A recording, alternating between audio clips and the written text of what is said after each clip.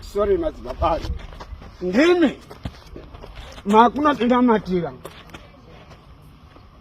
Oya.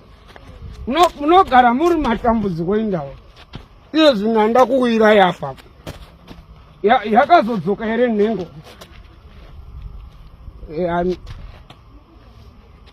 Chero ukasapindura. Ndozoda usina chinhu ipapa.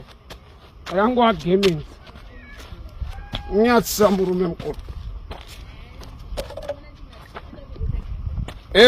Nepenyu.